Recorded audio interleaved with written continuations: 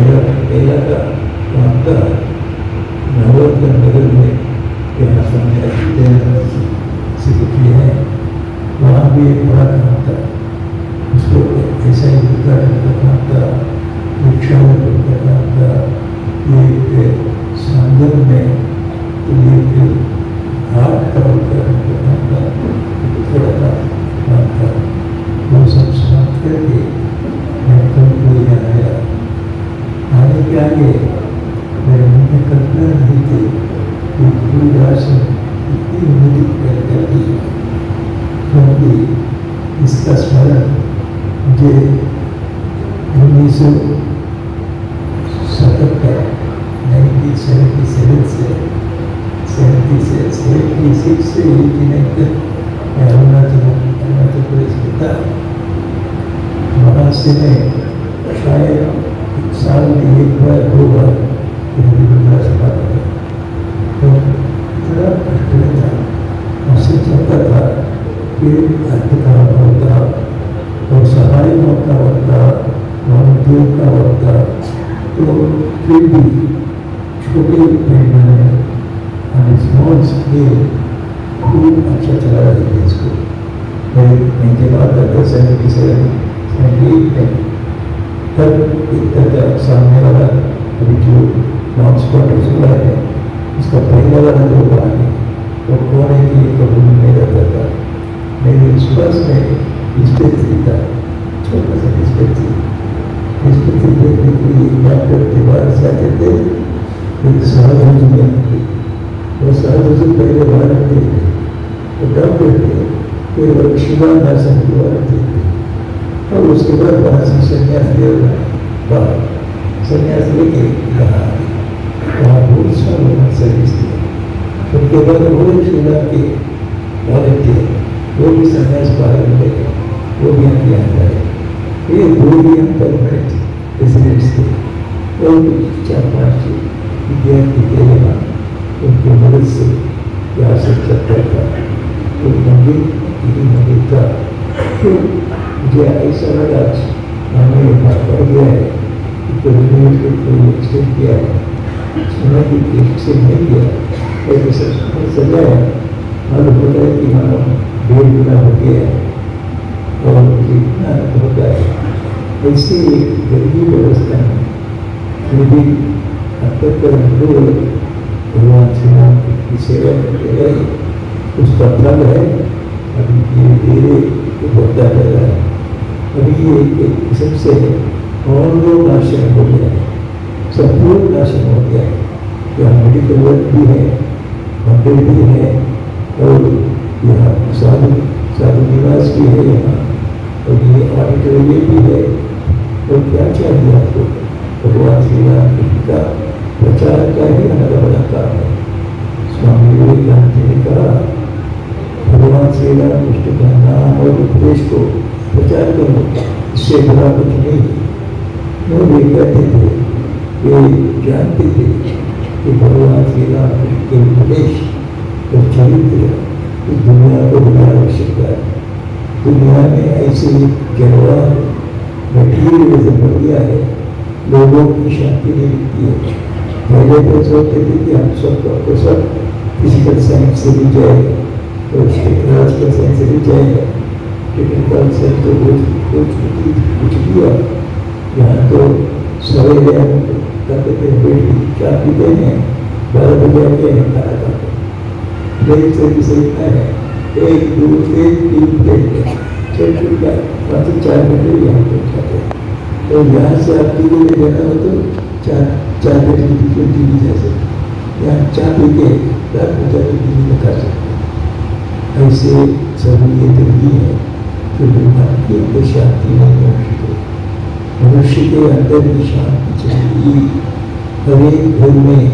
तो एक दूसरे से दिखता नहीं है, घर वाले ही घर के मेंबर से एक के साथ देखने दिखते। यहाँ पास में जो होते हैं, ये दोनों दो टेलीफोन रखे हुए करके टेलीफोन से यहाँ का वाला ऑस्ट्रेलिया से बात कर रहा है, यहाँ वाला इनके बीच में बात नहीं।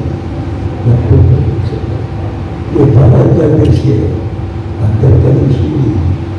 किसी के किसी इंसान मिलन नहीं है मन का, थोड़ा कुछ कसूर हुआ करो, तुम्हारा सब नहीं रहेगी, हम छोड़ देंगे, नालक रहेंगे। ऐसा ऐसी कुछ भी सहन करने की शक्ति चलेगी, बर्दाश्त करने की शक्ति चलेगी, शांति से रहने की शक्ति चलेगी। ये सब मन का और आत्मा का चिंतन हमने छोड़ दिया। भगवान श्री राम कृष्ण ने इसी को देखा, इसीलिए उन्होंने कहा, हमको तो इतना टेक्नोलॉजी मिला है, इतना साइंस मिला है, हमारे अंदर मन में शांति नहीं है। सोचिए ना, इसीलिए उन्होंने कहा हमको ये मॉडर्न एजुकेट की आवश्यकता नहीं है। पहले दिन से उन्होंने कहा हम ये अर्थ करी विद्या, चार कोना बंधा विद्या सब बंधा बोलते थे। चार कोना बंधा विद्या मैंने अर्थ करी विद्या, सिर्फ पैसा कमाने का विद्या, इससे शांति नहीं मिलेगी। शांति में मनुष्य का जीवन व्यक्त होता है।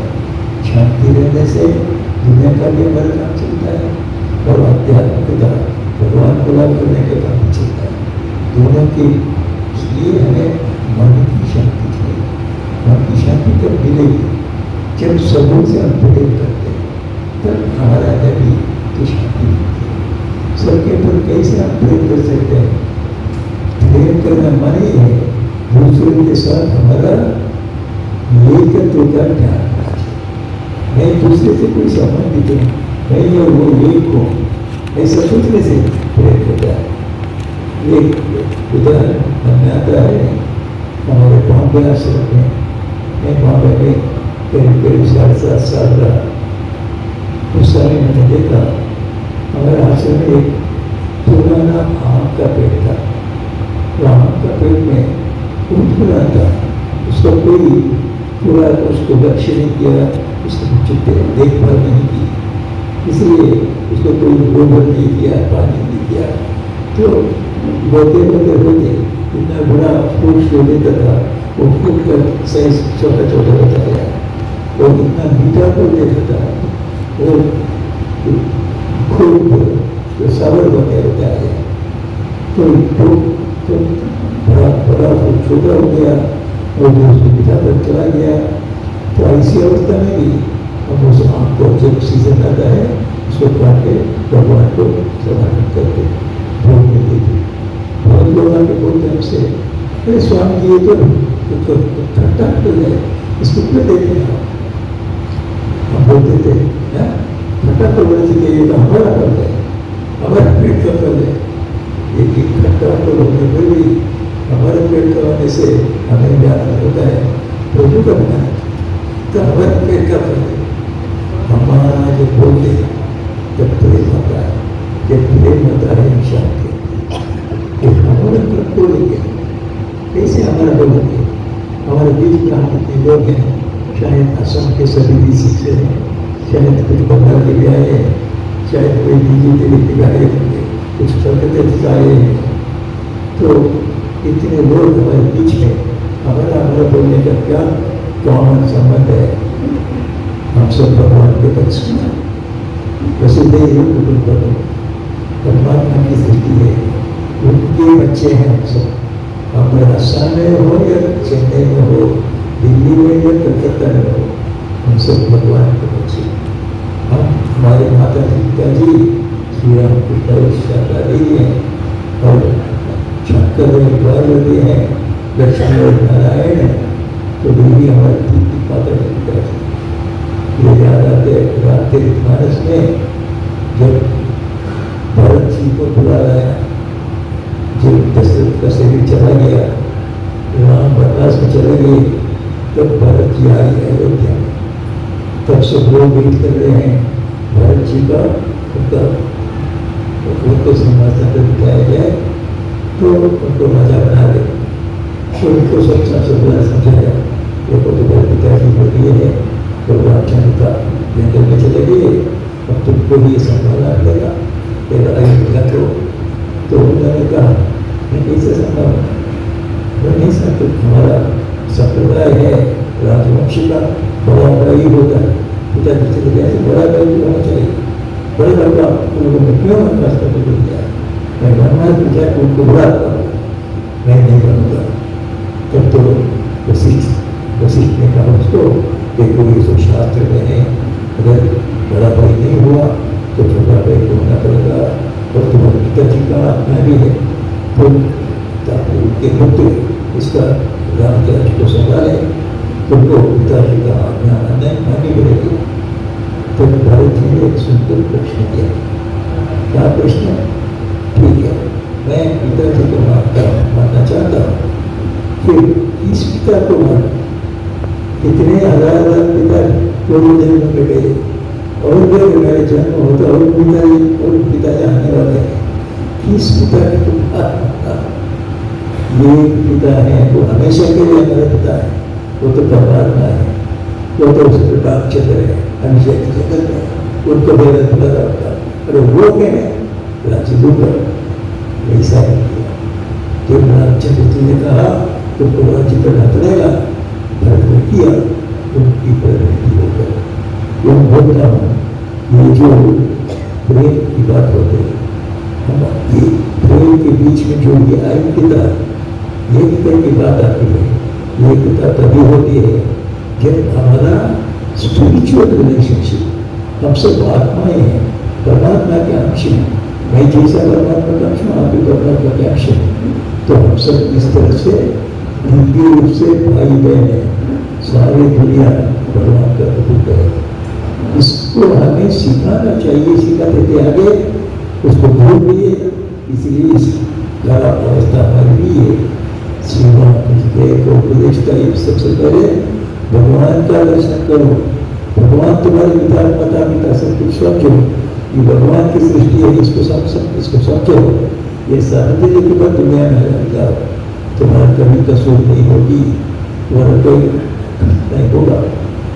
हमको ये दीक्षा है आज को भगवान श्री राम कृष्ण का चरित्र का प्रचार, उनके उपदेशों का प्रचार, उनका उपदेशों का सार है। किसी के लिए कोई जाति कोड और देश और दूसरा देश इसके बारे में फर्क नहीं होना चाहिए, मनुष्य के बीच में फर्क नहीं होना चाहिए, फिर सबको मनुष्य सब मानवता एक परिवार है। इसका अनुभव तब होता है जब हम सब आत्माएं हैं, आत्मा परमात्मा का अंश होता है। मनोवांशो जीवलोके जीवभूत सनातन, भगवद्गीता गीता कहती है सब जीवात्मा जितने हैं, मैं एक जीवात्मा हूँ, एक जीवात्मा है, ये आप सभी एक ही बता है, हम सब अलग अलग नहीं है, हम सब हमें वंश है, तो ये सब मेरा अंश। जैसे शरीर का अंश होता है, तो शरीर है इस होने से आँख भी इसका अंश है, कान भी अंश है, हाथ भी अंश है, ये अलग अलग दिखता है, तो ये क्या है शरीर के रूप से। इस तरह अलग अलग भाषा के हो सकते हैं, अलग अलग कुल के हो सकते हैं, अलग अलग देश के हो सकते हैं, लेकिन हम सब भगवान में एक है। इसलिए इस भगवत दर्शन, भगवान का अनुभूति, हम सब भगवान के हैं, उनके अंश हैं, इसका उपदेश हमें चाहिए। उपदेश वो दे सकता है जिसका खुद अनुभूति भी है। भगवान श्री राम कहते थे भगवान है, सबका विश्वास हो जाता है। तो विश्वास होता है, उन्होंने अनुभव किया, अनुभव से जब होता है तो दोस्तों आप ही विश्वास होता है। तो इसलिए भगवान श्री राम के उपदेश सारे दुनिया में इतना चाहते हैं। इसको वैसे आध्यात्मिक शिक्षा के बिना मनुष्य की शांति नहीं हो सकती। आध्यात्मिक शिक्षा यही दे सकते हैं जो आध्यात्मिक जीवन जाना करते हैं। तो आध्यात्मिक जीवन कौन जाना करता है? स्वामी विवेकानंद ने 125 साल के आगे कहा आध्यात्मिक शिक्षा भारत वाला ही दे सकते हैं, इनको छोड़कर कोई दूसरों का अधिकार ही नहीं है। क्यों? दूसरे दूसरे को चरित्र तो देखो, 2000 साल का संस्कृति है, 2000 साल में शायद 100 लड़ाई के युद्ध किया है, हो सकता है 10,000 लोगों को मारा है। भारत का इतिहास में देखो, 10,000 साल का इतिहास है, संस्कृत इतिहास। ऋग्वेद को 10,000 साल पुराना बोलते हैं। 10,000 साल में भारत ने किसी का कर्म नहीं किया, किसी का रक्त नहीं बहाया, प्रेम का जीवन बिताया, सबों को प्रेम बताया। ये बराबर हमारे रक्त के अंदर ये है प्रेम, हमारे रक्त के अंदर शांति, हमारे रक्त के अंदर अध्यात्म होता है। इसलिए हर एक भारतीय को बाहर में जाके इसका प्रचार करना चाहिए। प्रचार करने का एक मॉडल चाहिए, मॉडल रहने से टीच कर सकते हैं। लोग कहेंगे सो किसी ने अनुभूति की है, तो भगवान श्री राम क्या होता है कि आगे कोई बड़े बड़े खूब सीख से लोग तो वे भी भगवान है कि नहीं इस पर संदेह करते थे, क्योंकि कोई एक ऐसा आदमी नहीं था तो मैं भगवान को देखा है। तो इसलिए तो बड़े बड़े लोग तो विचलित हो गए थे, संदिग्ध हो गए थे। उस समय में भगवान का श्री राम का जन्म हुआ। उनके जन्म के बाद जब उन्होंने कहा कि भगवान है, क्या कारण है मैंने देख लिया। अगर कोई प्रार्थना को देख के आता है, आपसे कहे कि प्रार्थना ऐसा है, तो ऐसा हमने देखा है, जो बोलेगा उसको कोई विनय नहीं कह सकोगे, निराकरण नहीं कह सकोगे। इस तरह से भगवान श्री राम है, सारी दुनिया को बताया भगवान है। भगवान क्या रूप है, क्या रूप है, जो भगवान है, वो तो रूप है उनका, वो भी भगवान है। जो रूप है वे भगवान है। अब एक समय रूप में रहेंगे तो एक सफल रूप में रहेंगे, एक ही सब रूप के रूप रहेंगे। आश्चर्य के वास्तव में आशय उनका जो धैर्य करके बचना तो दिया है, उसको ही संदिग्ध हो गया। ये क्या कैसे आकार निराकार एक साथ कैसा हो सकता है? श्री राम के वैसे नहीं थे, किसी का संदेह छोड़ दिया इसी तो बोलते थे क्यों नहीं होगा, आकार निराकार एक साथ रह सकता है। कैसे? समुद्र की बना, समुद्र का जो ऊपर के नॉर्थ पोल है, साउथ पोल है, बीच में भी समुद्र है, बीच में समुद्र से पानी गिरता है, ऊपर का नॉर्थ पोल में से यही पानी आइस हो गया, उसका आकार है, इसका निराकार है, एक साथ रहती है। ये जैसे आकार निराकार एक साथ रह सकते, हमेशा रह सकता है, दोनों शक्ति है। इसके लिए साधारण अच्छा भी समझ सकता है।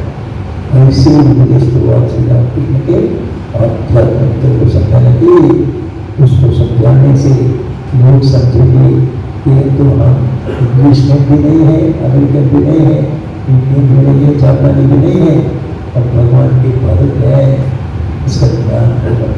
ये ज्ञान जब आएगा तभी जगत में शांति होगी। स्वामी विवेकानंद ने इसलिए इतना कष्ट किया। तो मैंने कहा ये भगवान श्री राम कृष्ण का उपदेश को प्रचार करने के लिए भी इतना कष्ट करना पड़ा, भाई बहनों को छोड़ना पड़ा, माँ को छोड़ना पड़ा और अपने हृदय के भक्ति को बढ़ाना पड़ा। बाहर के देशों में जाके भूखे बनना बनने की अवस्था भी कभी कभी प्राण का भी संदेह हो गया, फिर भी कट लेना पड़ा। क्यों? ये भगवान श्री राम का उपदेश में नहीं मिला हूँ, जगत को बड़ा वंचित किया जा सकता है। बहुत बड़ी जगत के कल्याण के लिए आई ये उपदेश देने के लिए, इसलिए मैंने कट करके वहाँ जाने के बाद उनकी बातें जब सुनी लोगों को मालूम हुआ कि भगवान श्री राम ने धर्म को मैंने विज्ञान बनाया। ये विज्ञान को सब श्री राम कहते हैं पहले अध्यात्म के अंदर लाया। उस अध्यात्म के अंदर विज्ञान शब्द का होने देते थे। विज्ञान का माने सारा मटीरियल साइंस को कहते थे। श्री राम ने विज्ञान के एक विशेष अर्थ से प्रयोग किया। विज्ञान का अर्थ अद्वैत ज्ञान होने के बाद में जो ज्ञान तुम्हारा जीवन होता है, जब आपके खुद के लिए तो भगवान का दर्शन होता है, आपके मुख के भी दर्शन होता है, इसको विज्ञान कहते हैं। ये श्री राम के तो श्री राम के उपदेश को उन्होंने प्रचार किया। सबको विस्मित होगी, आश्चर्य होगी, ऐसा एक उपदेश इस देश से आया है, ऐसा एक स्वामी विवेकानंद तो कर नहीं थे। कोई कहते भगवान श्री राम का यहाँ पर बोल थे। श्री राम कितने ही उस रूप में जाके सारे दुनिया घूम फिर के अपना संदेश बताया। स्वामी से क्षमता माता शारदा देवी ने कहा एक बार, क्या नरेंद्र ऐसा उपदेश तो दे सकता था, ऐसा प्रचार कर सकता था, उनके अंदर भगवान श्री राम नहीं बोलते। इस माता शारदा की माते बातें श्री स्वामी विवेकानंद की बोली अपना उपदेश सारा दुनिया में पहुँचाया। उसका अर्थ है हमें आध्यात्मिकता उसके आवश्यकता है। और जो साइंस टेक्नोलॉजी सब ठीक है, ये दुनियादारी कुछ सहूलियत है, ये शरीर और मन की कुछ सुख के लिए चलता है। फिर आत्मा नहीं है, अपना शरीर भी नहीं है, हम मन भी नहीं है, ये दोनों को चलाने वाला आत्मा है। या आत्मा कुछ दिन शरीर बनने के है, उसके बाद इसको छोड़ के चला जाएगा, कहाँ जाएगा? ये प्रश्न आएगा ही आएगा, सबको है।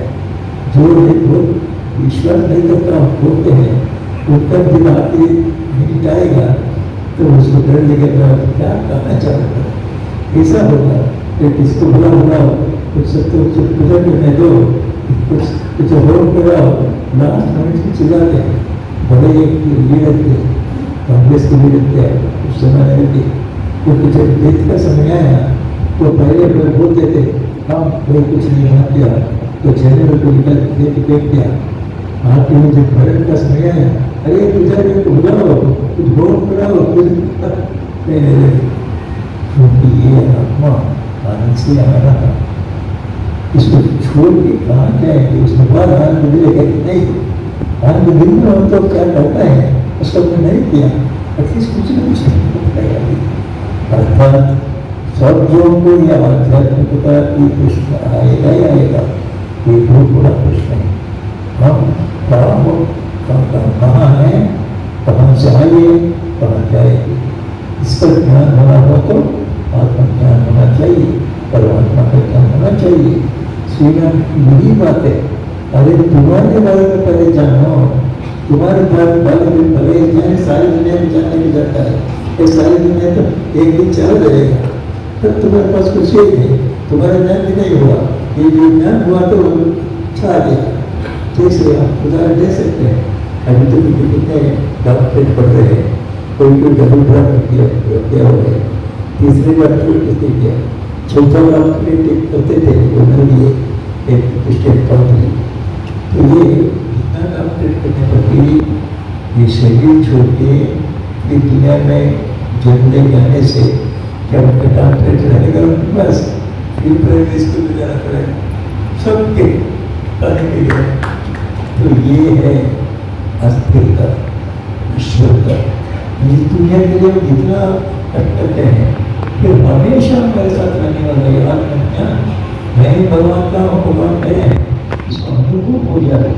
हमेशा मैं बोध करता हूँ अरे भगवान मेरे पास है और प्रभु के साथ ऐसा प्रार्थना करते हैं कि जो सरल होते हैं सत्युवान होते हैं पवित्र जीवन यापन करते हैं जो निस्वार्थ सेवा करते हैं जिसका भगवान में विश्वास है उनकी प्रार्थना से सब कुछ श्री राम के अनुसार हम सुनते कितने लोग उदाहरण देते कि बच्चे के पिताजी ने कहा अरे तुम आज के भगवान को भोग दो मैं बाहर जा रहा हूँ बच्चा से कि भगवान के सामने बैठ के भोग लिख दिया मैं प्रभु आके कहा भगवान ने आके नहीं खाता है बच्चा रोने लगा अरे पिताजी ने मुझे कहा कि तुमको देने के लिए भोग नहीं करने से तो हमें डांट डालनी पड़ेगी तो आओ रोने लगा बोलो तो ठीक प्रार्थना से भगवान को भी आना ही पड़ेगा और दुनिया का चीज कुछ भी नहीं जो कुछ भी प्रार्थना की शक्ति से हो सकती है तो प्रार्थना की शक्ति तब आती है जब हमारे अंदर ज्ञान होता है मैं भगवान का संतान हूँ भगवान मेरे पीछे है मैं जो चाहूँ लोग देंगे भगवान मैं दूसरों के लिए आशीर्वाद करूँगा भगवान तो सब लोग खुद ही सहायता नहीं करते हैं आशीर्वाद नहीं करते हैं ये जब आशीर्वाद करते हैं भगवान उसको पूर्ण करते हैं। जैसा बच्चा जो चाहता है पिता की देता नहीं देता पिता की कभी नहीं होती ऐसे ठीक पर जो चाहता है वो भगवान देते हैं। इसी के लिए श्री राम ने कहा ये आत्मज्ञान करो आत्मज्ञान करना हो तो सब आत्मज्ञान हो जाएगा क्यों नहीं होगा सबका होगा पुरुषों का भी होगा स्त्रियों का भी होगा बूढ़ों का भी होगा बच्चों का भी होगा सब देश वालों को होगा अपने हिंदू देने वाले को होगा अन्य देने वालों को होगा सबको भी होगा। फिर क्या करना चाहिए कि भगवान की तो स्वच्छ जीवन यादव करो अच्छा जीवन यादव करो शुद्ध से चले रहो और निस्वार्थता हमेशा हमारे जीवन रहे और आंखों में पवित्र कर रहे दुनिया को पवित्र आंखों से देखो। दुनिया में कोई पुरुष भी नहीं है दुनिया में सभी मेरे भाई मेरे बहन मेरे पिताजी मेरे माता जी सबके साथ मेरा नाता नाते को सोचो पवित्र रहोगी बार बार सी नाते होगी पवित्रता की आवश्यकता है। ये पवित्रता निस्वार्थ सेवा और सत्य वचन हमारे बीच में रहे और भगवान में विश्वास के साथ करा इससे हम हमारे जीवन को धन्य कर ले सकते हैं। इसका उदाहरण है श्री राम इसलिए हमें श्री राम की इतनी आवश्यकता है उनके प्रचार करने के लिए सभी सेक्टर भारत के अंदर हो रहे हैं भारत के बाहर हो रहे हैं और भी इतना बुलावा आ रहा है हम साधुओं को दे नहीं सकते जो अपने जीवन में कुछ न कुछ साधित किया है ऐसे साधुओं की आवश्यकता है। साधुओं में सिर्फ ये वाकई मेरे साथ नहीं है जिन्होंने भगवान श्री राम कृष्ण के तत्वों को लेकर जीवन में उतारा है व्यावहारिक रूप से श्री राम के उपदेशों को आचरण कर रहे हैं तो ऐसे लोगों की हजारों नंबर में आनी चाहिए। तो दुनिया चाहता है भारत से हजार लोगों को जाना पड़ेगा। आज तो मैं कहना चाह रहा हूँ आगे भविष्य में हजार लोग मेरे जैसे बाहर जाना पड़ेगा उपदेश करना पड़ेगा उनको उपदेश करने के लिए उनको उपदेश करने की शक्ति चाहिए उनको तैयार करना चाहिए तो दुनिया में करेगा ये मिशन को भगवान करते 1897 में मैं फर्स्ट में कुछ दिन के आगे गया इसे स्थापित की इसलिए यहाँ से वेदांत के प्रचारकों को तैयार करेंगे खुद अपने जीवन में वेदांत का दर्शन करते हुए, अनुभूति करते हुए बाहर में जाकर लोगों को जागरूक कराएंगे। ऐसे लोगों को तैयार करेंगे, भगवान में विश्वासी लोगों को तैयार करेंगे, सत्य में सत्य रहने वालों को तैयार करेंगे, सबों को निस्वार्थ सेवा करने वालों को तैयार करेंगे, भगवान में विश्वास रखकर प्रार्थना करने वालों को तैयार करेंगे। ऐसी सेंटर, ऐसी केंद्र हमें हजारों चाहिए। तो इसमें अभी इंडिया में 278 सेंटर है, अगर बाहर में 100 सेंटर है, ये कुछ भी नहीं। तो इसलिए अभी तो समय भी है मेरे सामने। स्वामी विवेकानंद ने कहा है, ये मेरा उपदेश जो दे रहा हूँ लोगों को, सारे दुनिया के लिए देखो ये सत्य से ले जाना चाहिए श्रीनाथ का। तो इसके लिए तो ये करने की जरूरत नहीं। आगे आने वाले 1500 साल तक मेरा उपदेश चलता है।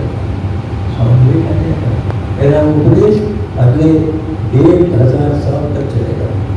तो अभी तो ये 125 साल हो, अभी भी सारी दुनिया में कोई भूखंड नहीं है जहाँ नहीं, ऑस्ट्रेलिया में नहीं, अमेरिका में नहीं, यूरोप में नहीं, जापान में नहीं, चाइना में हुआ रहता है, सब चलेगा। तो ये 125 साल हुआ है, वो आने वाले 1300 साल सारी दुनिया भगवान का उपदेश होगा। ऐसे महान काम करने के लिए एक गुरु से आया है। मुझे इसकी तरक्की को देखकर बड़ा आश्चर्य होता है ना। मैं इसको बहुत गरीब अवस्था में देखा। मैं 67 में आया था, एक बार मैं 4 महीने में काम करता था। तब एक वहाँ के बड़े इंजीनियर थे, उनको भी साथ में लेके इसके कोई कार्य के लिए वो आते थे, मैं भी उनके साथ आया। एक डिब्रूगढ़ में आया, आके यहाँ कुछ टी एस्टेट में गया था, देखा था, और उस दिन ऐसा हो गया, शाम को हमें रिटर्न करना था शिलांग के लिए। एक बजे की रोड पे अभी यहाँ से कुछ दूर जाते जाते ही आसमान में बादल आ गया और वर्षा होने लगा, दोनों की तरफ आ गई। तो हम कहीं बजरंग के नदी जा रहे हैं, वो पानी रास्ते के ऊपर से चलती, हमारी गाड़ी तो क्या करेंगे? तो किसी का तो अनुभूति नहीं है, मेरा बात क्या करेगा? तो मैंने सोचा अभी तो ये पीछे है, चलो इसे मार करके चले जाएंगे। अरे यहाँ तो ये पीछे, और तो ये करना के बाद तो 10 इंच होगा, और 4 करना के बाद तो ये ऊपर जाएगा, 2 ऊपर जाएगा। वो सोच नहीं पाया, इसीलिए किसी तरह उन्होंने कहा, नहीं स्वामी जी ये छोटा नहीं है, वहाँ तो इतना है, बड़ा हम धरती से पीछे गिरेंगे, राजस्थान के चक्कर लगाए, ये रास्ता छोड़ दो। तो रास्ता छोड़ के राजस्थान जाके चक्कर लगा के जाके शिकार में पहुंची। तो ऐसी अवस्था को देखा है उस समय, तो ऐसी अवस्था थी। आज तो इसको देखकर बहुत बड़ा आनंद होता है। इसका अर्थ है प्रभु का आशीर्वाद पूर्ण ऐसा हासिल करें। इस आश्रम को एक अनुपम जीवन बने चाहते हैं। जितने भगत हैं सभी इसमें भागीदार हैं। आप सब लोग भगत लोग इसके भागीदार हैं। आप भगवान श्री राम की सेवा कर रहे हैं, आप सब भागीदार हैं। आप सबके ऊपर भगवान का आशीर्वाद हमेशा बरसाते रहे। आप सब लोगों का जीवन आनंद से रहे। आप सब लोगों को जागतिक आनंद जिसको कहते हैं हम अद्भुत, ये जागतिक आनंद को शास्त्र में कहता है अद्भुत। और आत्मा आनंद जो होता है, परमात्मा के अनुभूति का आनंद जो होता है, उसको विश्लेष करते हैं। तो मैं प्रार्थना करता हूँ प्रभु से, प्रभु तुम्हारी सेवा कर रहे हैं, ये दिव्य आश्रम में, ये भी इक्वाई आश्रम में, ये भी नगर आश्रम में, जहाँ जहाँ भगत लोग तुम्हारी सेवा कर रहे हैं, उनको हृदय भी दो, विशेष भी दो, इस दुनिया में उनको आनंद मिले और अनंत आनंद तुम्हारे भक्तों को मिले। ऐसा उनसे प्रार्थना करते हुए मुझे ये अवकाश जिन्होंने दिया सबों प्रति मेरा कृतज्ञता प्रकट करते हुए एक बात आपको विश्वास देता हूँ।